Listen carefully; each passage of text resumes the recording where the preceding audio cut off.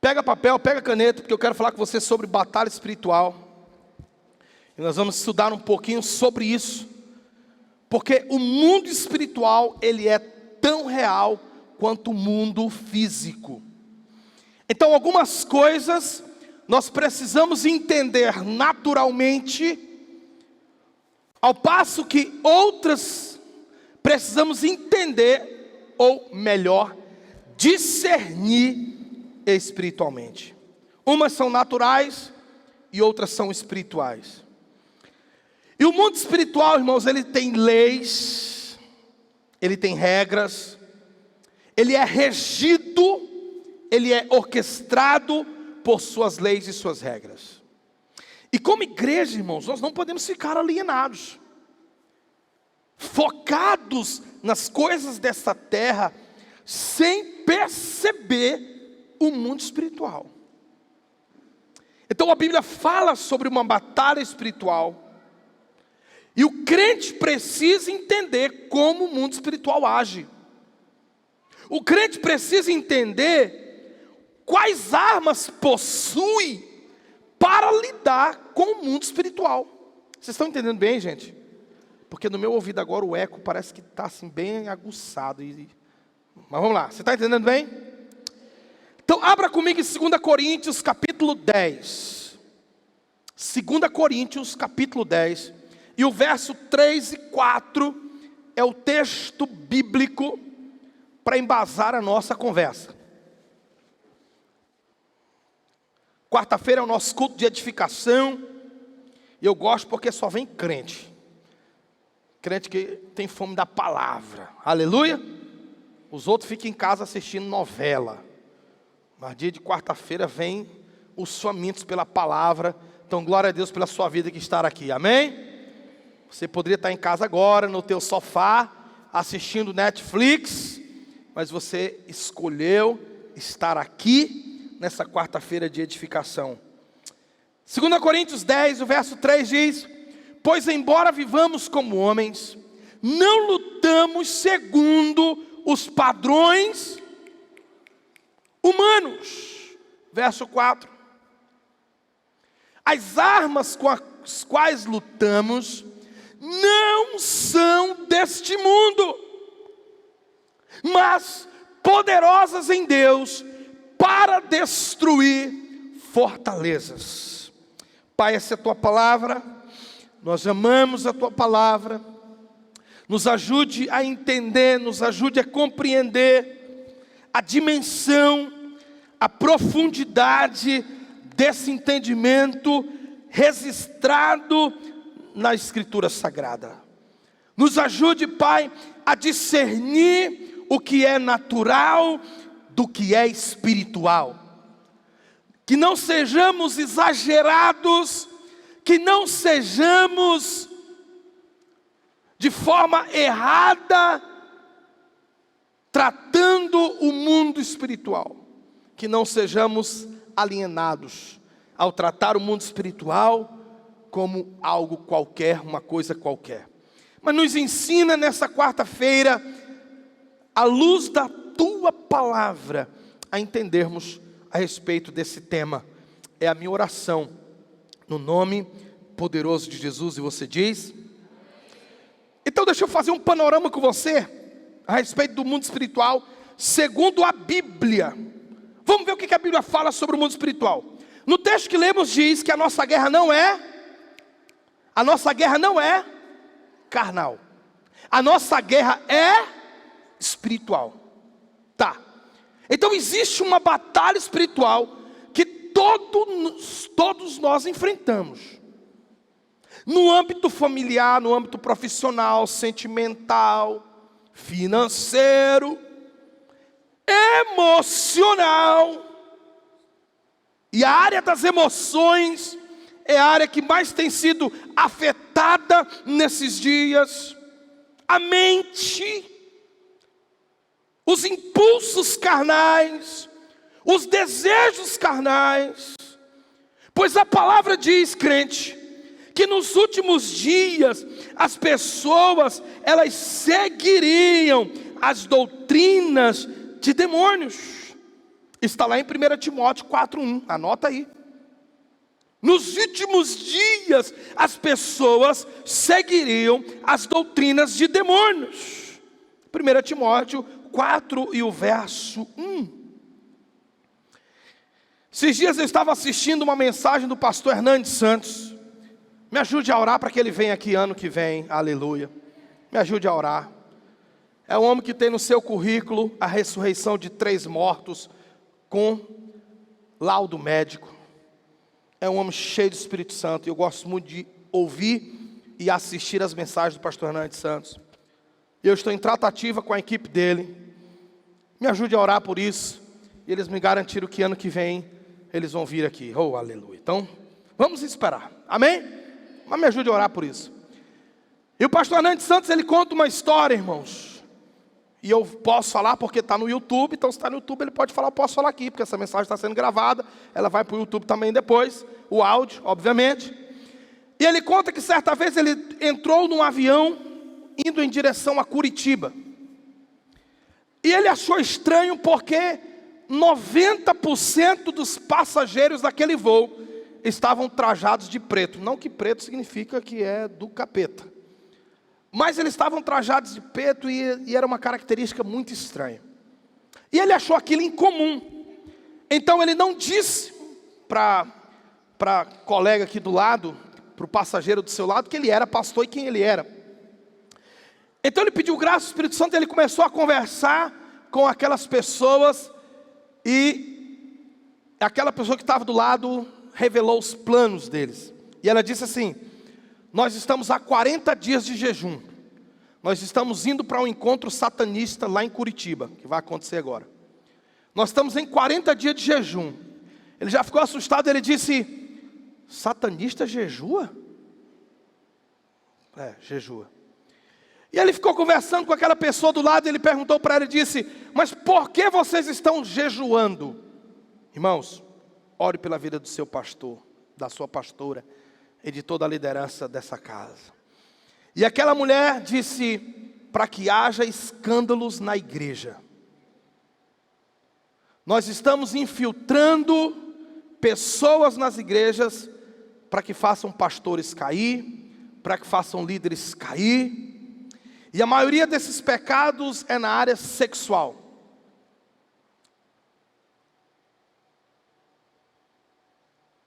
Existe uma realidade, irmãos. Depois você pode assistir o restante dessa história. Mas existe uma realidade que agora mesmo, nesse momento, está atuando. Certa vez, eu estava num propósito de jejum.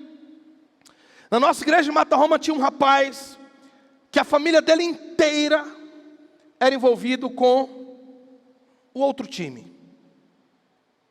Pessoas que adoram ao outro Deus, com D minúsculo e em aspa, porque de Deus não tem nada, só para você entender.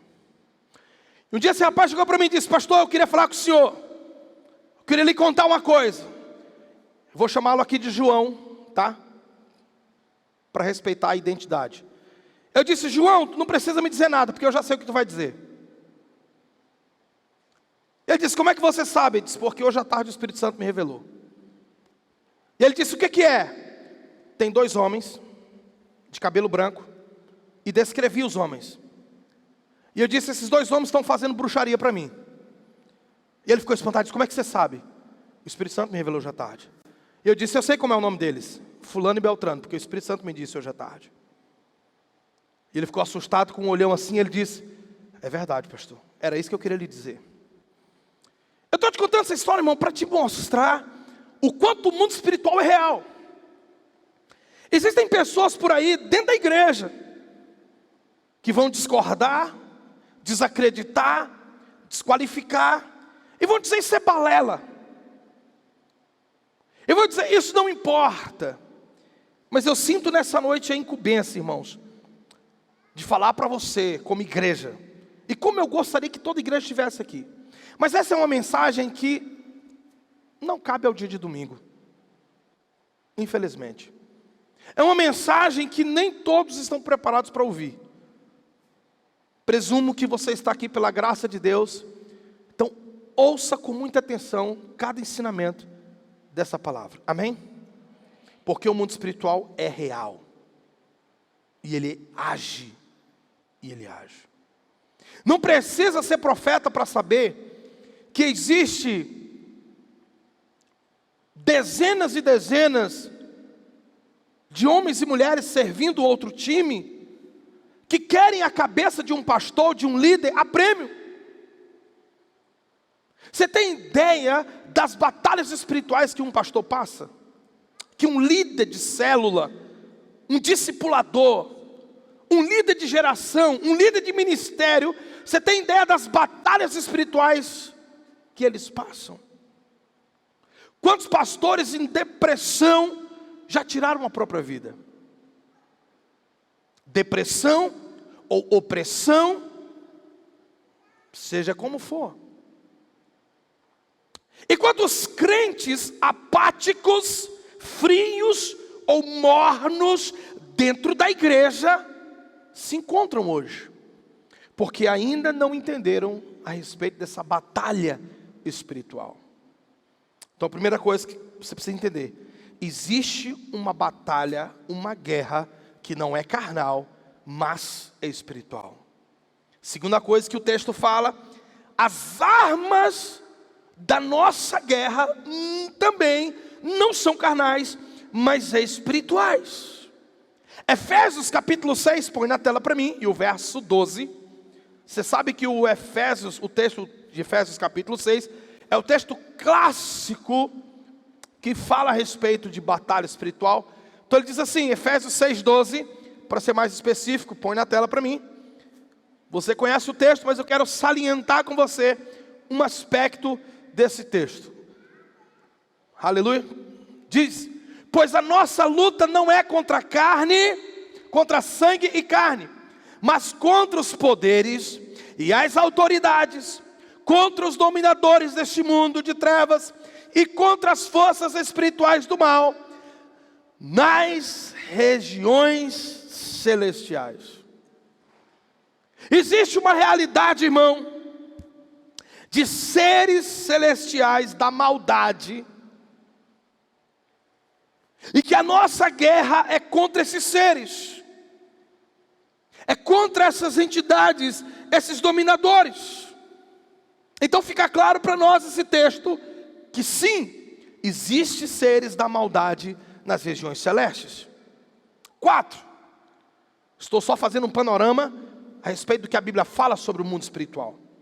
4, em Daniel capítulo 10, põe o verso 13 para mim. Daniel 10, 13.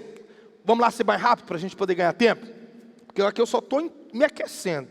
Diz: mas o príncipe do reino da Pérsia resistiu a mim durante 21 dias. Você conhece a história de Daniel, e como Daniel jejuou por 21 dias, para obter uma resposta do Senhor. Então Miguel, um dos príncipes supremos, veio em minha ajuda, pois eu fui impedido de continuar ali com os reis da Pérsia. Houve uma batalha espiritual. Daniel, ele está 21 dias jejuando, buscando uma resposta de Deus, mas ele foi resistido pelo príncipe da Pérsia. Então o Senhor enviou um ser chamado Miguel, um anjo guerreiro, e esse anjo batalhou para que Daniel obtivesse a resposta. E é interessante porque o anjo mensageiro que ficou travado ali nessa batalha, ele disse: olha, desde o segundo dia em que você orou, eu fui enviado para te responder. O problema é que no reino espiritual aqui, no ambiente, eu fui travado, mas o Senhor enviou Miguel. Outro texto interessante que fala disso é em Judas capítulo 1, é o único capítulo que tem, mas para te ajudar melhor, Judas 1, verso 9, fala da batalha desse mesmo anjo, Miguel, lutando contra Satanás, a respeito do corpo de Moisés. Põe na tela aí, só para ajudar o pessoal. Olha. No entanto, o arcanjo Miguel, quando disputava com o diabo, argumentando sobre o corpo de Moisés, não ousou julgar acusando de caluniador, mas diz o Senhor: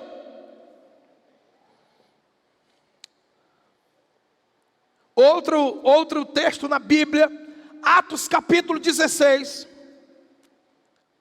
É uma história interessante. Uma jovem com espírito de adivinhação, Atos 16, do verso 16 até o 18. Ela seguiu Paulo por alguns dias, e essa história é interessante. Porque ela começou a elogiar Paulo. Ela disse: olha, ele é um homem de Deus. Olha, o que ele está pregando é o evangelho, está certo. E o texto sagrado diz, não nos dá tempo ler, mas anote aí, Atos 16, do 16 até o 18. Então essa jovem ficou perseguindo Paulo por alguns dias e dando crédito à mensagem de Paulo. Paulo então discerniu, irmãos, que aquela bajulação nada mais era do que uma estratégia. E olha só, por que é importante? Abre um parêntese aqui. Por que é importante discernir o mundo espiritual? Porque tem ataques de Satanás que vêm com uma aparência inofensiva. Inofensiva. Olha o texto comigo. Essa jovem estava elogiando Paulo. Tem alguma coisa de errado aqui, crente? Paulo andava pregando. Ela ia atrás de Paulo. Olha, ele é um homem de Deus. Olha, acredita na mensagem dele. Tem alguma coisa de errado aqui? Não. Mas perceba como Paulo tem um espírito de discernimento. Porque Paulo percebeu que aquela bajulação era na verdade uma tentativa do espírito que estava naquela mulher. E diga-se de passagem, do grego, era uma piton. O espírito de adivinhação é uma piton. Então cuidado aí com as pitonisas entranhadas em pessoas que amam a mentira ou engano, porque é a mesma coisa. Adivinhação, mentira, engano, é tudo farinha do mesmo saco. É a influência de um espírito de piton. Então Paulo discerniu o quê? Que a tentativa daquele espírito nada mais era do que desacreditar a mensagem de Paulo. Perceba, se Paulo não repreende aquela jovem, qual mensagem ele transmitiria aos seus ouvintes? Ele transmitiria a mensagem de que o mesmo espírito que atuava em Paulo era o mesmo espírito atuando naquela menina. O demônio não ia ser incomodado, a mensagem de Paulo seria fragilizada, desacreditada e ficaria por isso mesmo. Mas Paulo tinha o Espírito do Senhor e ele discerniu.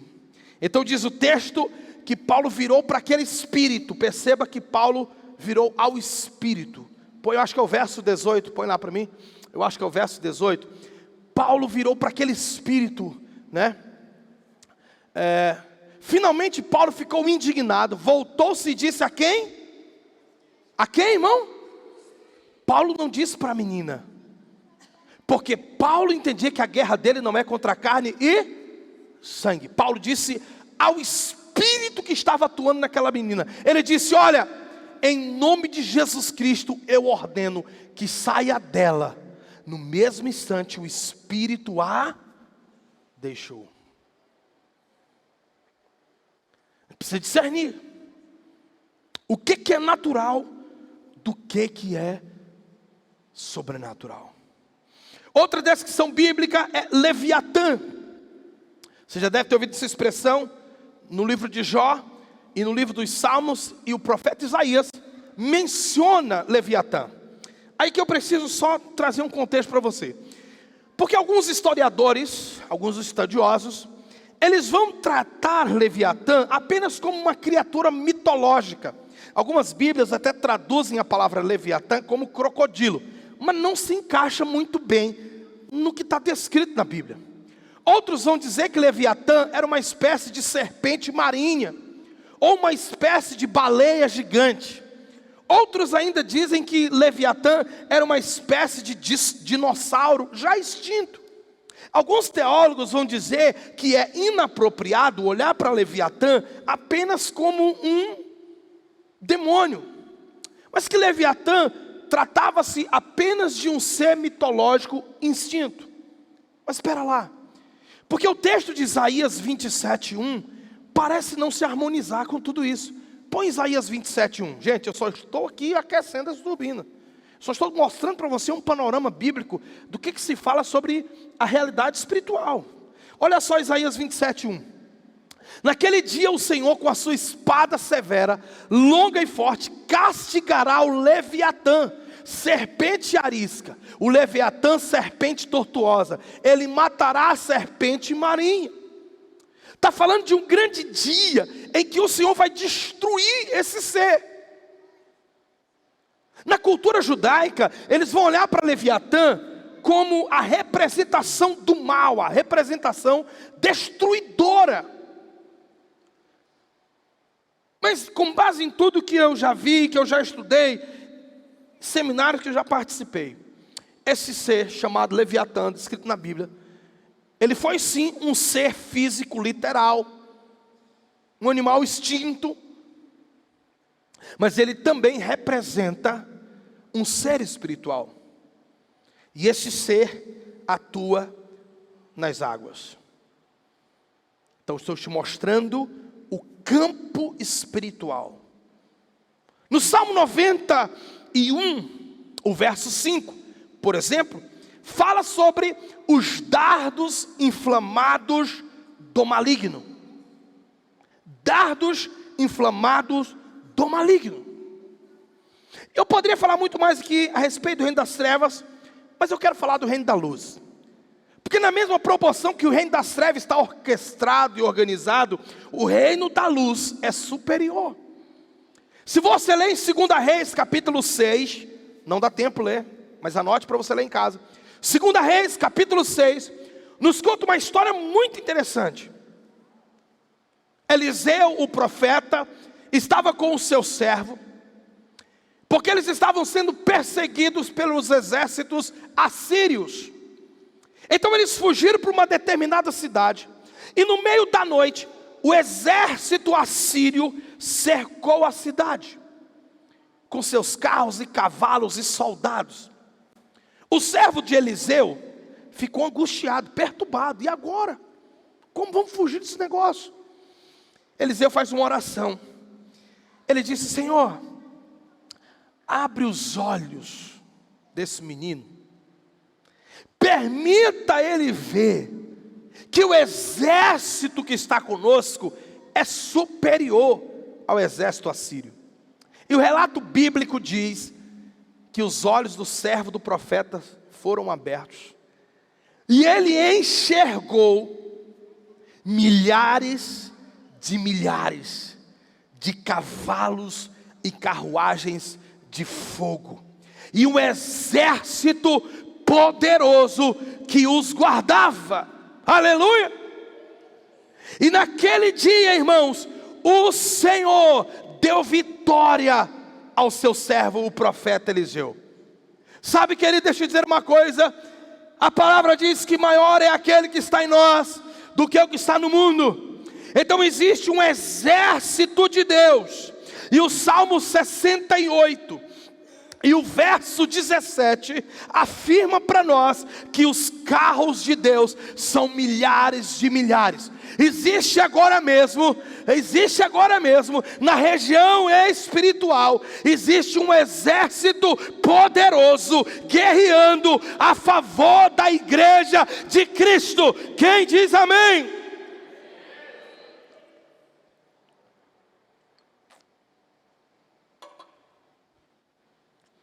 Jeremias capítulo 50 e o verso 25, fala do arsenal de Deus.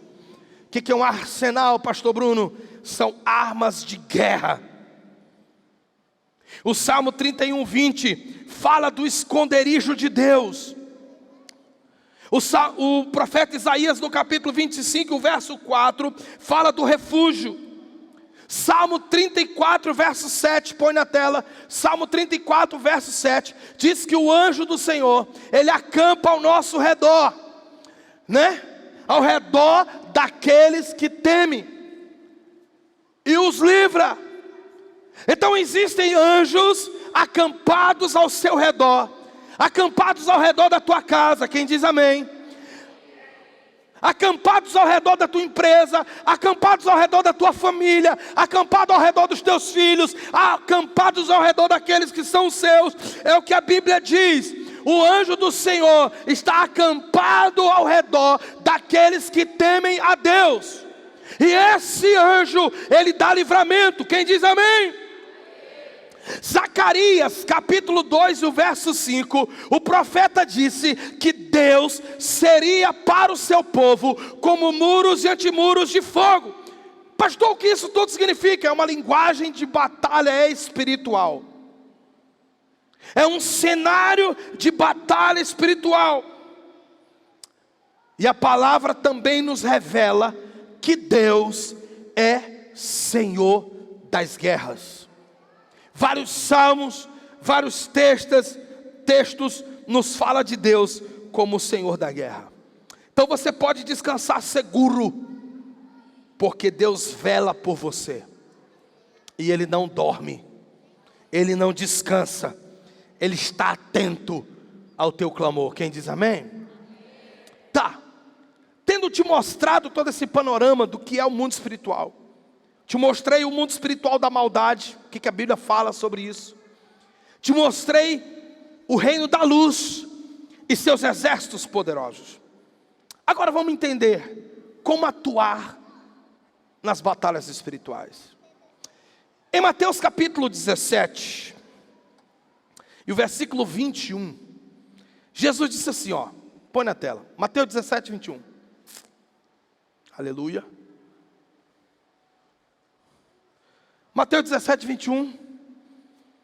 Mas essa casta, ele está falando de demônios, não se expulsa senão por oração e jejum. Escuta isso, gente, o que eu estou pregando aqui é muito sério, preste atenção. Existem realidades de demônios que amarram pessoas, e elas não conseguem avançar, não conseguem fluir na vida. Tudo que elas tentam fazer dá errado. Sabe por quê? Porque existe uma realidade da maldade amarrando ela. E por que está acontecendo isso, pastor? Porque existem brechas abertas. Não brinque com o mundo espiritual. Quando há legalidades, então abrem-se portas. Portas para toda essa realidade de peso, de opressão, de amarração. Isso é real. E aí Jesus nos ensina em Mateus 17, 21, que quando nós percebermos esse nível de guerra, Ele disse, olha, existem castas de demônio que não sai se não for com jejum e oração. E aí sabe o que nós estamos fazendo hoje em dia, crente? Nós estamos cruzando os braços frente às batalhas espirituais que estão diante de nós. Nós estamos alienados frente às batalhas espirituais que estão diante de nós. E nessas batalhas, o reino das trevas, ele pode atuar em pessoas, ou através de pessoas, de situações. Por isso eu reforço, a nossa guerra não é contra pessoas. Certa vez chamaram Jesus de o príncipe dos demônios. Está lá em Mateus capítulo 12. Ele disse, olha, esse Jesus, os fariseus disseram isso, olha, esse Jesus aí, ele expulsa os demônios no nome do príncipe dos demônios, Beelzebul. Jesus repreende eles. Perceba que quando Jesus repreende eles, ele diz, como que pode um reino dividido subsistir? Se eu expulso os demônios no nome de Beelzebul, e os filhos de vocês, expulsam no nome de quem? Agora, se eu expulso os demônios pelo Espírito de Deus, isso significa que o reino dos céus é chegado a vós. Mas perceba que Jesus, ele não descartou a realidade da maldade que atuava naquele homem. E aquela realidade deixou o homem cego e mudo. Preste atenção nisso aqui. Preste atenção nisso aqui. Os demônios que atuavam naquele homem o deixaram cego e mudo. E quando Jesus repreendeu aquele demônio, o homem voltou a falar e a enxergar. Existem pessoas nessa mesma realidade. Pessoas que estão cegas, surdas, mudas, paralíticas. E eu falo aqui no âmbito espiritual. Pode até ocorrer no âmbito físico também. Alguns anos atrás, lá na IBA, em São Luís, foi no encontro com Deus da minha cunhada, da geração dela. Uma jovem entrou de cadeira de rodas, mas ela saiu andando. E sabe qual era o problema dela? Opressão. Ela tinha uma situação cuja ela não conseguia perdoar. E lá no encontro com Deus, ela foi ministrada sobre o perdão, ela entendeu que precisava perdoar. E quando ela liberou o perdão, os movimentos da perna voltaram. Ela entrou no encontro com Deus, cadeira de roda, mas saiu empurrando a cadeira de roda. Está aqui comigo? Porque existem realidades que o inimigo amarra pessoas, e uma delas é a falta de perdão. Pecados não confessados, pecados encobertos, amarra pessoas. Falta de perdão amarra pessoas. É legalidade para o inimigo agir. Esse homem estava cego e mudo. Mas quais são as enfermidades espirituais que o maligno pode colocar numa pessoa? Talvez você tenha alguém que tem sido um calo no teu pé. Você tem que discernir o que está por trás dessa situação. É uma realidade espiritual? Porque o inimigo, ele coloca inveja, ele coloca ódio. Eu tinha uma pessoa lá, eu tenho na verdade, uma pessoa na minha equipe, lá de Mata Roma, uma das minhas principais intercessoras, e ela conta para mim abertamente, ela diz: pastor, eu te odiava, quando eu não era crente. Quando você passava na rua, eu te odiava, e eu nunca troquei uma palavra com essa pessoa, nunca troquei uma palavra com ela, e essa mulher me odiava. Ela se converteu, hoje é uma das principais intercessoras da nossa equipe lá. Se você não discernir o que está por trás dessa situação, pode ser uma situação que está roubando a tua paz, e você fica irado com pessoas, mas você precisa entender o que está por trás. Qual é o plano de fundo? Como eu disse, o inimigo ele pode agir em pessoas e através de pessoas. Mas não só isso, situações também. Eu vou já compartilhar com você algumas coisas. Situações. E o crente precisa discernir: como me livrar disso? Não guerreie contra as pessoas, lute contra o império das trevas. Então sabe qual é o seu maior desafio? É identificar a atuação desses seres e combatê-los em fé, com as armas espirituais. Como eu dizia agora há pouco, muitas vezes os ataques do maligno parecem inofensivos. Aquela menina seguindo Paulo, elogiando Paulo, falando que ele era um homem de Deus, falando que a mensagem dele estava correta e blá blá blá blá, era inofensivo, não tinha nada de macabro ali. Ela era apenas uma cartomante, uma cigana, trazendo para os nossos dias atuais. Ela era apenas uma mãe de santo, adivinhando a sorte das pessoas. Não tinha nada de macabro, nada de aterrorizante.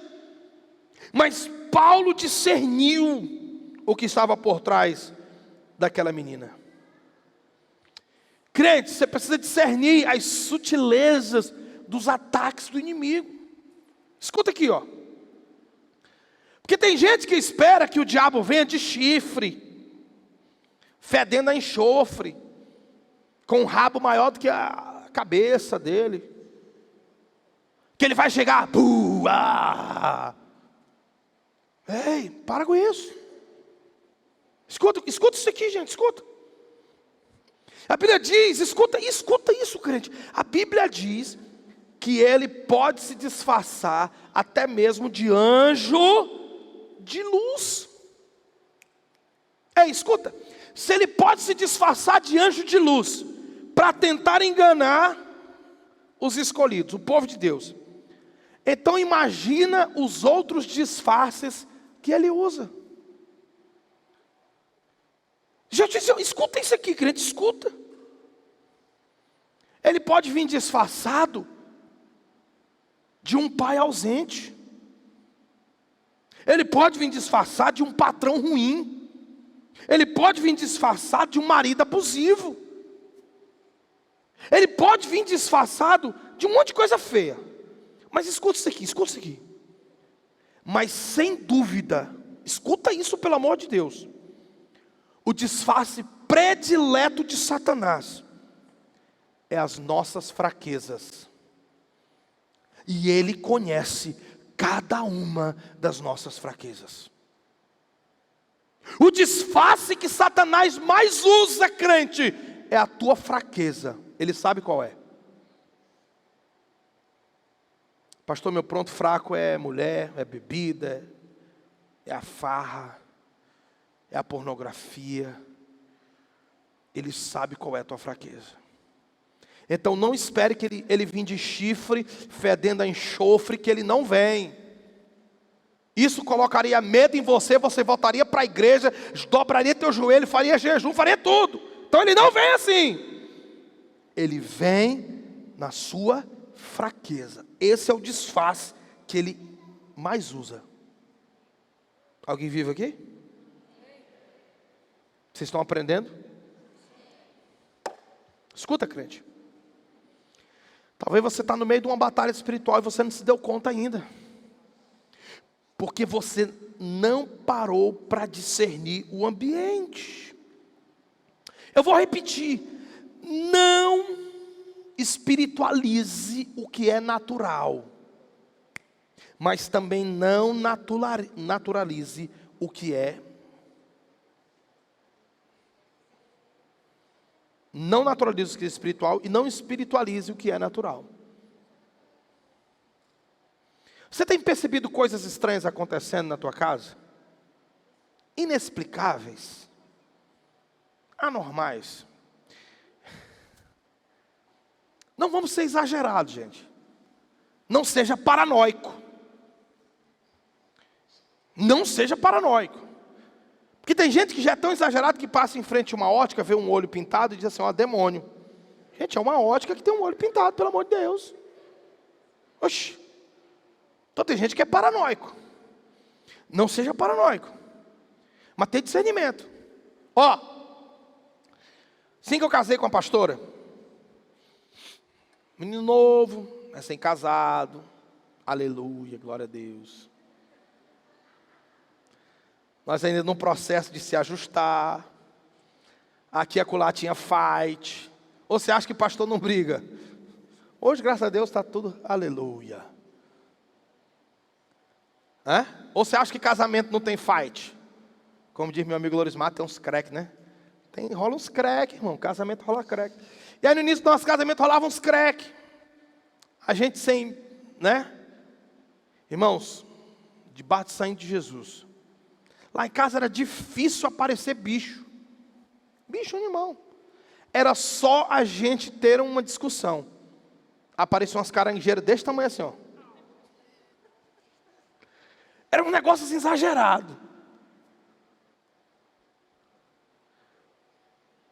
E logo a gente percebia. Ou então, quando a gente ia aconselhar alguém, a pessoa chegava com problemas espirituais às vezes, ou problema de casamento. Então nós recebíamos na nossa casa para aconselhar. Hoje nós não fazemos mais isso.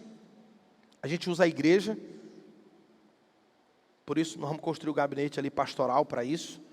Para atender e orar e expulsar demônio e fazer o que Deus nos chamou para fazer. Mas nessa época nós fazíamos em casa. Era a pessoa sair, meu irmão. Umas coisas estranhas começavam a acontecer dentro da nossa casa. Talvez você está vivendo uma batalha espiritual e você não se deu conta. Porque você está interpretando os fatos como natural. E de fato tem coisas que são naturais. Gente, dor de cabeça é natural, mas tem dor de cabeça que é espiritual. Dor de barriga é natural. Você comer o que não presta, vai dar dor de barriga. Mas tem dor de barriga que é espiritual. Você está entendendo? Não seja exagerado. Não seja exagerado. Tenha discernimento.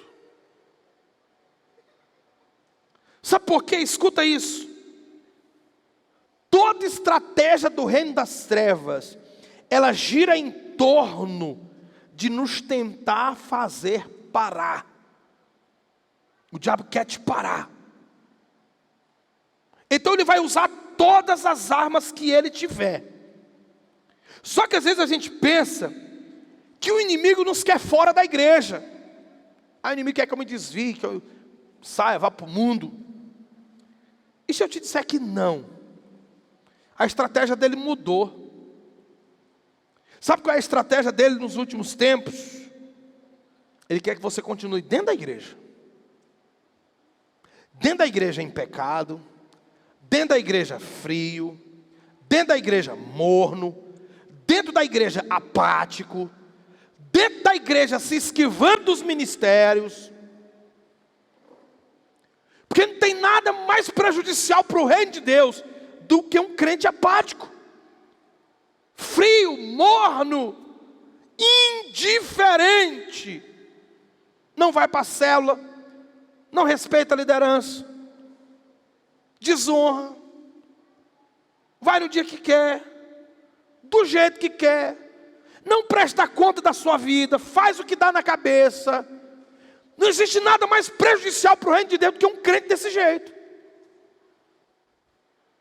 Sou crente, dia de domingo, bota a Bíblia debaixo do braço e vem para o dia de domingo. Religioso. Senta na cadeira. Vou dar uma oferta. R$2. Vai ter bazar. Não doa uma peça de roupa e nem aparece para ajudar. Glória a Deus pelos que doam e pelos que ajudam. E pelos que compram. Vai ter venda de churrasquinho, nem aparece para limpar o quintal. Mas é crente. Irmãos, nada mais prejudicial para o reino de Deus do que um crente frio, morno e apático dentro de uma igreja. O diabo, olha, é desse jeito que eu gosto.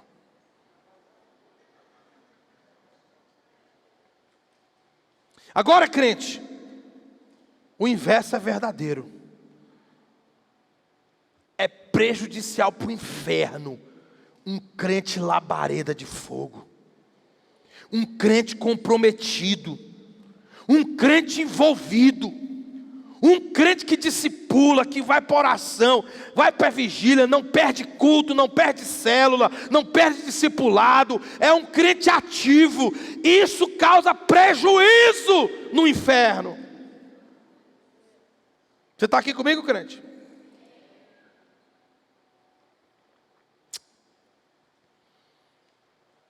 Então perceba que toda frieza e mornidão na vida de um crente é diabólico. Todo afastamento da vida de um crente é diabólico. Eu tenho umas 5 pessoas lá em Mata Roma. Graças a Deus essas coisas não acontecem aqui. É lá em Mata Roma essas coisas. Eu tenho umas 5 pessoas que, pastor, é que eu estou cansado, sabe? Eu queria um tempo do ministério. Tá bom, indivíduo, vai ficando. Nunca mais voltou para o ministério. Pastor, é porque eu estou cansado de fazer célula. Eu queria um mês de descanso da minha célula. Tem 6 anos que essa célula fechou e nunca mais voltou. E está desviada a indivídua, namorando com homem casado. É assim que o diabo gosta. Está comigo ou não? Nada mais prejudicial para o reino do que um crente que se isola. Ei, aprenda uma coisa: quem se isola se torna presa fácil para Satanás. Quem fica à margem se torna presa fácil para Satanás. Satanás ama um crente à margem. Eu não vou para a célula hoje. Eu não gostei da palavra do pastor na quarta-feira. Eu não gostei do meu líder de célula. O diabo ama isso, crente. Ele aplaude de pé. É isso aí que eu gosto de ver. Você está comigo ou não?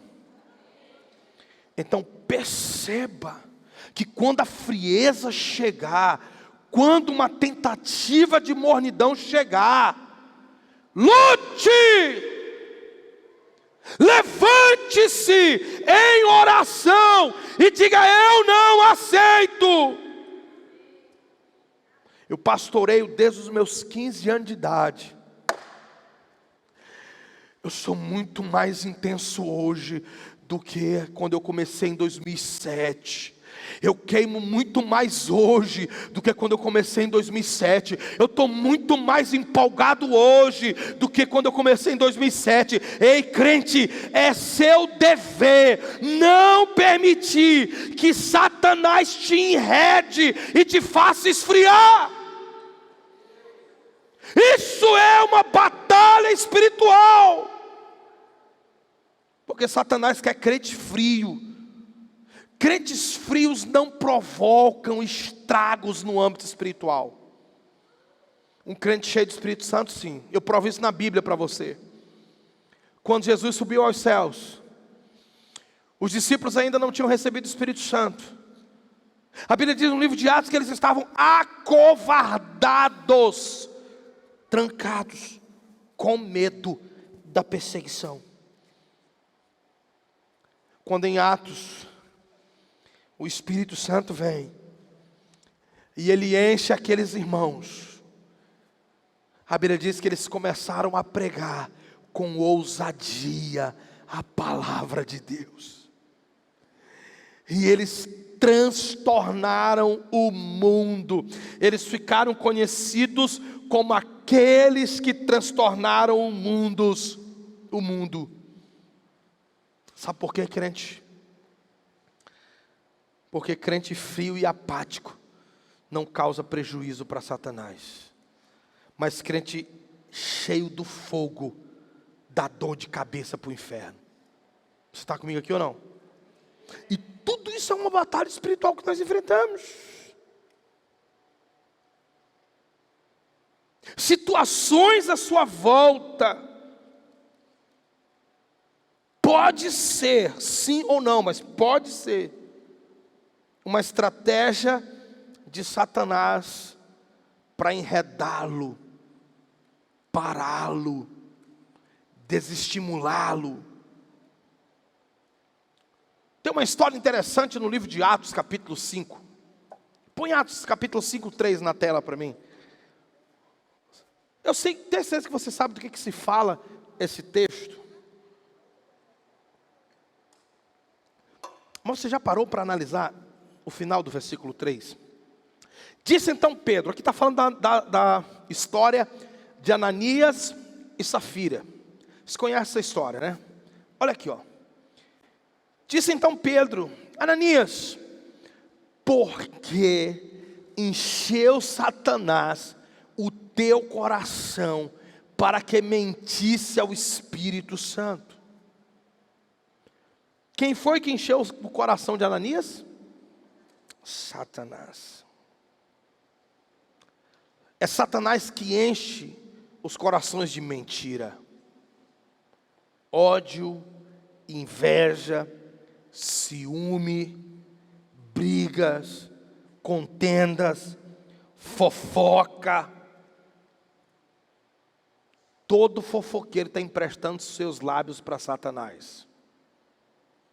Anota isso aí.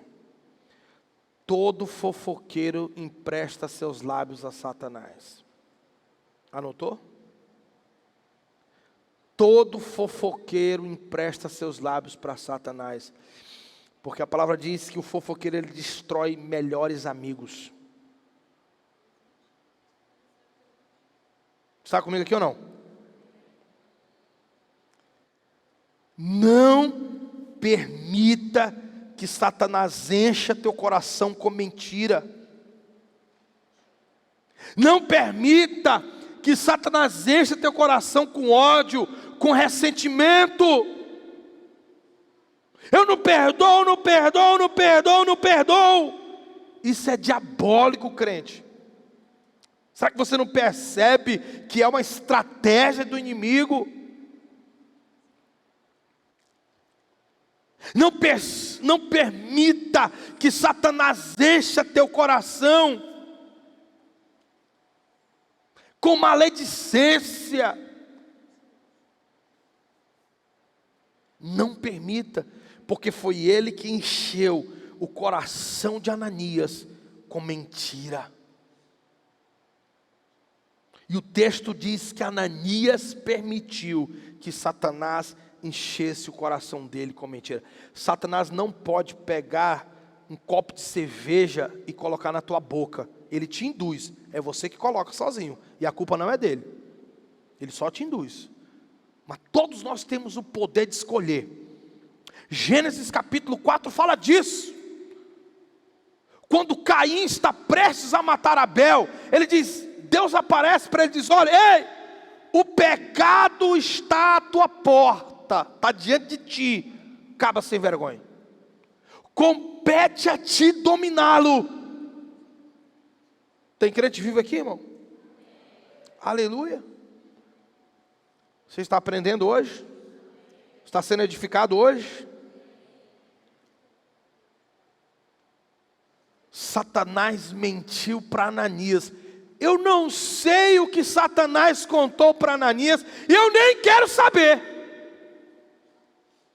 Mas eu posso imaginar, porque ele fez a mesma coisa com Jesus. Levou Jesus e mostrou todos os reinos do mundo e disse, olha Jesus, se tu me adorar eu vou te dar tudo, ó, todos os reinos desse mundo eu vou te dar.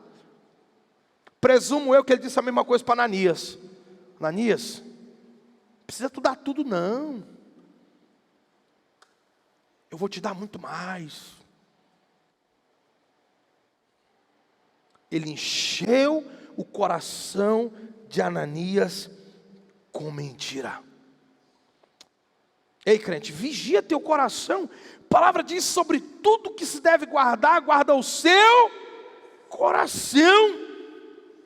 Porque é dele que procede as fontes da vida. Guarda teu coração, crente.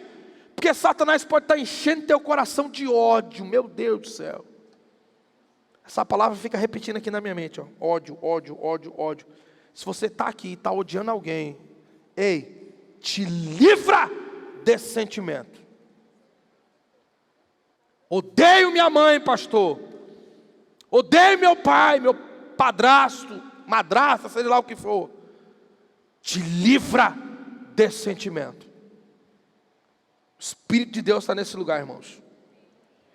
Não era a palavra que eu ia pregar hoje, mas Ele não me deixou quieto, enquanto eu não parei para estudar sobre esse negócio aqui. Situações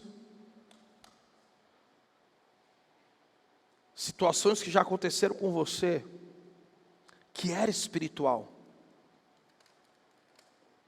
Talvez até hoje você não tinha clareza, mas o inimigo usa situações. Estou te dando um exemplo de Ananias. Foi uma situação. Talvez o coração de Ananias estava cheio de inveja. Porque no livro de Atos, capítulo 4, diz que não havia entre eles necessitados. Porque os ricos vendiam suas propriedades e bens e repartiam com os necessitados. Ananias olhou para aquilo, porque no versículo 4 fala de um homem que fez essa atitude, vendeu tudo e ofertou para a igreja, para os pobres, para os necessitados. Isso no capítulo 4. O capítulo 4 encerra contando essa história. Presumo que Ananias soube disso. Subiu inveja, não vou ficar para trás. Não fico para trás. Mulher, vamos vender o terreno lá, mulher. A gente vende por 100 mil, mas a gente diz para os apóstolos que só foi 50. A gente dá 30, fica com o resto para nós. E o nosso nome fica bonito na foto. Todo mundo vai aplaudir, vai dizer: uau, Ananias fez a mesma coisa que o fulano. Esse cara é crente. Percebe a sutileza da armadilha de Satanás? As armas de Satanás são sutis, crente.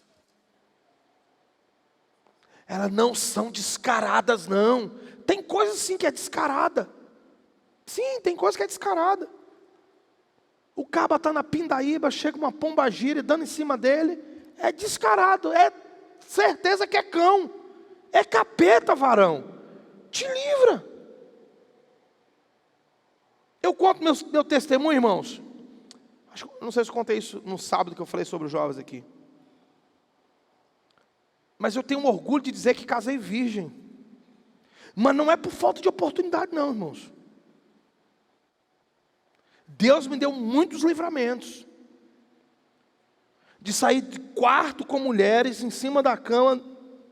As crianças estão na sala, você já sabe o resto. E Deus me dá graça para dizer não. Volta aqui, tu é viado, tu é frouxo. Se para ti eu sou, que seja. Você está comigo aqui, crente? Tem coisa que é descarada mesmo. Tem coisa que é descarada. E você sabe na hora: rapaz, isso daqui é capeta. Isso daqui é cão querendo me desviar. Mas a maioria das vezes é sutil. É quase imperceptível que é uma estratégia de Satanás. Tem crente vivo aqui? Então, perceba o cenário à sua volta. Porque o inimigo pode estar tentando te derrubar com uma situação e você não está percebendo. Você não está se dando conta.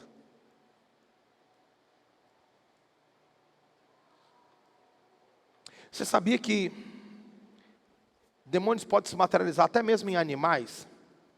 Olha Mateus 8:31, põe na tela para mim. Mateus 8:31. Aquele episódio clássico do endemoniado de Genezaré, Gadareno, uma coisa desse tipo. Jesus chega, repreende os demônios. Olha isso interessante aqui, ó. E os demônios rogaram-lhe dizendo: se nos expulsas, permite-nos que entremos naquela manada de porcos. Tem judeu ortodoxo que até hoje não come porco por causa disso. Uma outra classe não come porque foi, enfim. A Cláudia acompanha a gente, uma situação um tanto inusitada. Nós estávamos no meio de uma batalha espiritual com uma pessoa aqui da igreja, de aconselhamento, realidade espiritual muito forte. Ana sempre gostou muito de bicho, mas em específico ela gosta muito de gato. E ela tinha um gatinho que era o xodó dela, que era o Frajola. Esse gato adoeceu misteriosamente, gente. Não foi, Cláudia? Misteriosamente. Você pode dizer: pastor, você está Irmão, eu estou te contando experiências que eu vivi. Ana, eu estava viajando, estava ministrando, Ana me mandou um vídeo. O gato chegava próximo da vasilha dele de água. Ele ficava batendo a patinha, querendo beber, mas não conseguia beber. Com os olhos assim esbuguelados. E nós entendemos, isso daqui é espiritual. Depois que tudo passou, aquele alvoroço todo, o gato morreu. Um a gente salvou, o outro não. Quando você está no meio de batalhas espirituais, irmão, fique atento às situações, aos animais. Quando eu estava estudando sobre Leviatã, começou um barulho lá dentro de casa. Eu disse, mas que arrumação, só está eu aqui. E um barulho lá, batendo lá. Aí eu entrei dentro de casa, estava lá um carambolo, virado de muito lá dentro. Eu disse, rapaz, mas que arrumação. Pode ser coincidência, irmão, pode ser, não estou dizendo que... Pode ser coincidência, mas pode ser espiritual também. Para te intimidar. Existe legiões de demônios, irmãos. Nesse caso específico aqui, eram pelo menos 2.000 porcos. Uma legião de demônio, esse é um termo militar, extraído dos exércitos romanos. Uma legião de soldados romanos era em média 6.000 soldados. Quando Jesus disse que essa casta de demônios, legião de demônios, pode ser que tenha 6.000 demônios alojados, perseguindo, atrapalhando. E você não está se dando conta que existe uma batalha espiritual em andamento. Ei, fique atento aos sinais. Quando a nossa casa começa essas movimentações estranhas, prontamente eu me levanto com a Ana Paula. E a gente faz jejum, a gente faz oração. E começa a batalhar pela nossa casa. Entre em guerra pela sua casa. Você está comigo aqui, não? Não vamos ser exagerados, mas perceba o ambiente. E entre em guerra. Faça jejum. Faça oração. Declare a palavra na sua casa. Gente, o poder da palavra é inexplicável. No âmbito físico e no âmbito natural. Uma pesquisa, acho que é Cambridge, da Universidade de Cambridge. Eles fizeram uma pesquisa inusitada. Eles pegaram restos de placenta de 25 mulheres, já morto naturalmente, mas pegaram ali uma amostra daquela placenta, colocaram os nomes técnicos lá dos aparelhos que eles usam, e durante um período eles começaram a dizer palavras de maldição para aquele organismo. E quando eles foram fazer experimentos e testes, aqueles tecidos estavam comprometidos, torcidos. Então eles pegaram esses mesmos tecidos, que estavam distorcidos, porque haviam recebido palavras de maldição, e eles começaram a declarar palavras de bênçãos. Quando eles foram olhar novamente os tecidos, eles estavam totalmente cheios de vida e diferente. É uma pesquisa universitária, provando que há poder nas suas palavras. Está aqui comigo, crente? O ambiente onde você está tem que ser um ambiente carregado de palavras proféticas. Jesus te deu autoridade sobre o reino espiritual. Lá em Mateus, vamos já encerrar, Mateus capítulo 10, versículo 8, põe na tela para mim. Mateus 10, verso 8, Jesus disse assim: curai os enfermos, limpai os leprosos, ressuscitai os mortos, expulsai os demônios. De graça recebestes, de graça dai. Você tem autoridade no nome de Jesus. Lucas 4:41 nos mostra que os demônios sabiam quem era Jesus. Não mexa conosco, Filho de Deus. Os demônios sabem quem é Deus. Os demônios creem que estremece, diz o apóstolo Tiago. Então o reino espiritual, ele obedece quem teme a Deus. Eita glória! O reino espiritual teme quem obedece a Deus. A nossa autoridade diante do reino espiritual é o temor que temos para com Deus. Eu vou repetir isso, irmão. A sua autoridade diante do reino espiritual diz respeito ao temor que você tem para com Deus. Uma vida em temor e obediência te respalda diante do reino espiritual, seja diante dos anjos ou diante dos demônios.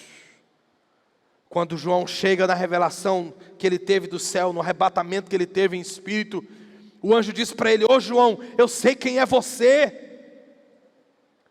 Quando o anjo mensageiro chega para Daniel, ele diz a mesma coisa: Daniel, você é muito amado, Daniel.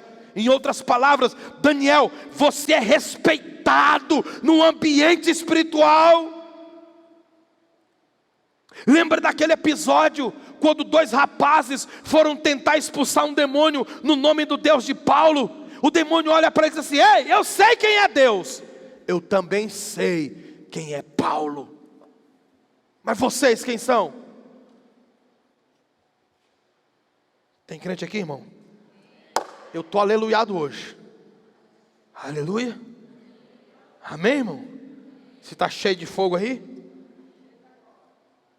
então escute. Demônios correspondem ao nosso temor a Deus.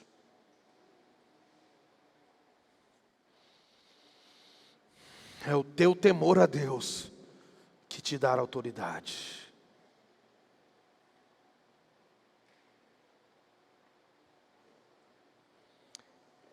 E eu encerro dizendo para você: os principais inimigos da batalha espiritual é a indiferença.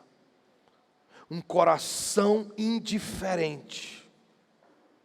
Provérbios 21:13, Provérbios 29:9. Anote aí. 2. Um coração rebelde. Um coração rebelde não tem autoridade frente à batalha espiritual. 1 Samuel 15:23. Coração rebelde não tem autoridade frente à batalha espiritual. Pessoas carnais não têm autoridade frente à batalha espiritual. Tiago capítulo 4, de 1 até o 3. Carnais não têm autoridade frente à batalha espiritual. Insensibilidade. Provérbios 29:1. Indignação, ira, coração fechado, coração duro, não tem autoridade frente à batalha espiritual. Efésios 4:26. Inconstantes, hoje estão bem, amanhã não estão, hoje estão firmes, também não tem autoridade frente à batalha espiritual. Tiago capítulo 1, do verso 5 até o verso 8.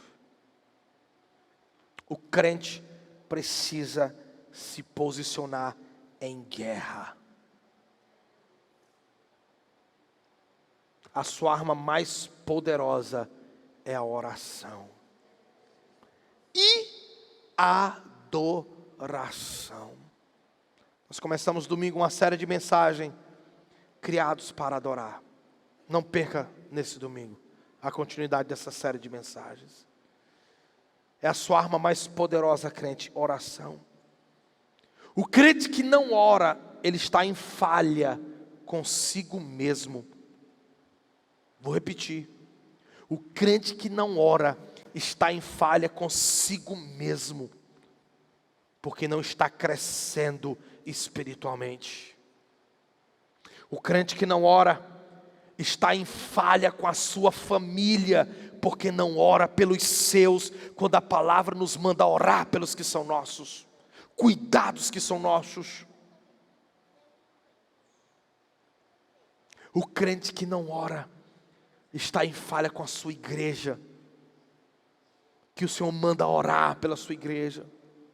Está em falha com seu pastor e liderança, porque a palavra nos manda orar pelos nossos líderes e suplicar por eles. O crente que não ora está em falha com a sua nação, com a sua cidade, com o seu estado e com as nações da terra, porque é bíblico orar pela cidade, orar pelo nosso povo. Você está aqui? O crente que não ora está em falha com Deus, que deseja intimidade com o seu povo. Levante-se, meu irmão. Levante-se em guerra contra a frieza. Levante-se em guerra contra a mornidão. Levante-se em guerra espiritual contra toda a arma do diabo para te fazer parar, para te fazer desistir, para abrir mão do reino, para abrir mão do projeto de Deus para a tua vida. Levante-se em guerra. Pastor, o que é a oração de guerra? É uma oração de confronto a Satanás e seus demônios. Faça como Paulo. Levante-se contra tudo que resiste Deus na sua vida. Levante-se contra tudo que resiste Deus no teu casamento, que resiste Deus na tua empresa, que resiste Deus nos teus negócios. Levante contra tudo que resiste Deus na sua vida. A Bíblia diz: sujeitai-vos a Deus, resisti ao diabo e ele fugirá de vós. Tem algum crente vivo aqui nessa noite? Aleluia! Mas o crente precisa conhecer quem ele é em Cristo. Como Jesus derrotou Satanás no deserto. Jesus derrotou Satanás no deserto dizendo: está escrito.